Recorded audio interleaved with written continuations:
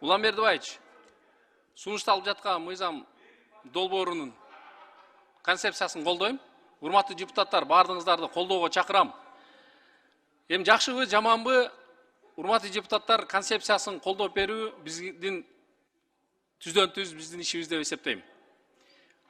Шайлоо ар жылына 5 жылда биздин шайлоо мыйзамдарыбыз алмашып турат. Бардыгы идеалдуу эмес.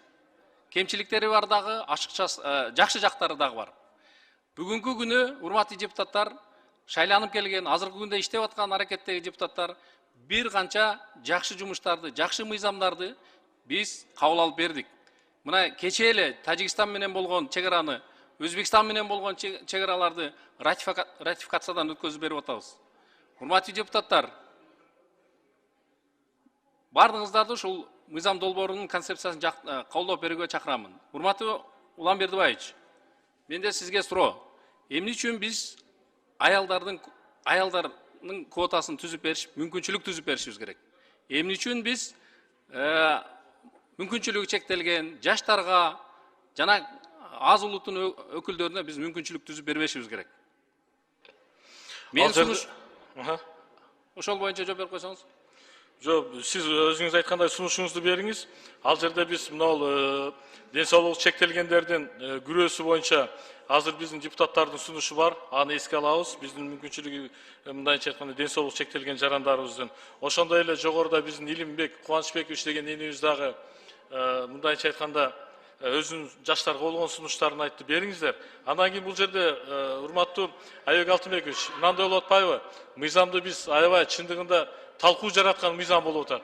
Бул жерде жогоруда мына сиздер жаштарды колдоп берсек десек, бирок ошол эле учурда биздин кээки коллегаларыбыз стажы бар.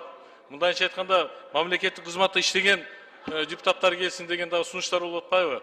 Ошон үчүн ошол сунуштарды берсеңиздер, биз баардыгын иргеп, андан кийин ушул сиздердин карооңуздарга алып чыгып, талкуулап, добуш менен чечсек деген ойда. Жогоруда депутаттар дагы биз мүмкүнчүлүк түзүп берели. Бирок биз мүмкүнчүлүк түзүп берели. Бирок биз ошол шайлоого катышкандардын 5% деген босогону дагы киргизип койсок мыйзамга. Ошондо мен туура болот деп ойлойм. БШКнын өкүлүнө сизге Бул бир гана сиз аялдарга деп атасыз да? Ооба, аялдар боюнча. Андан кийин экинчи сунушум, Уланбердибаевич, шайланып келгенден кийин, эгерде кандайдыр бир жумушка кетип кала турган болсо, ал жерде сөзсүз түрдө шайлоо өтүш керек. Анын аркасынан келе турган адам аны келет деп биз бул жерде мыйзамдан алып коюшубуз керек. Сөзсүз түрдө шайлоо болуш керек деп ойлойм. Мен сунушум ушундай.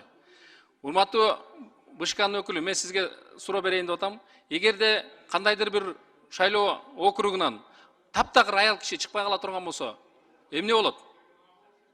Шайлоого барбай кала турган болсо.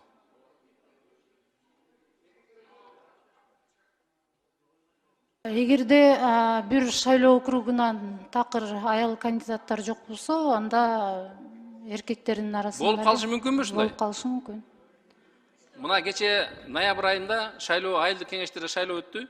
Ал жерде дагы аялдардын квотасы бар, билесиз. Бирок ошол жерде аялдар чыккан жок. Зордоп, айыл өкмөттөр, акимдер барбаган адамдарды сен барасың деп шайлоого мажбурлап алып бардык. Эртеге дагы жогорку кеңеш шайлоо болуп атканда мажбурлап алып барып калбайбызбы? Айбек Алтынбекович, ошол эле убакта кээ бир жерде жергиликтүү кеңештердин шайлоосу болгондо көпчүлүгү аялдар добуш алган, аял депутаттар көп өткөн жерлер да бар. Мен кээ бир жерлерде айттым. Общий 84 бул квота жабылган жерлер, 14 жерден гана квота жабылбай калды. Жок, кээ бир салыштырмалуу карасаңыз 84. Жок, сиз азыр айтып атасыз, ооба, болду деп.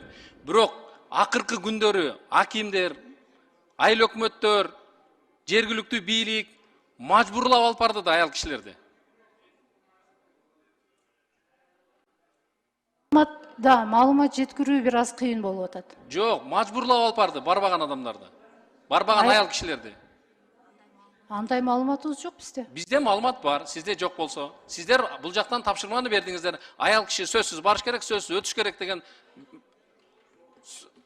бул жактан тапшырма койдуңуздар. Ошон үчүн айыл мэрлер, ошондой эле тиги айыл өкмөттөр, акимдер мажбурлап алып барды.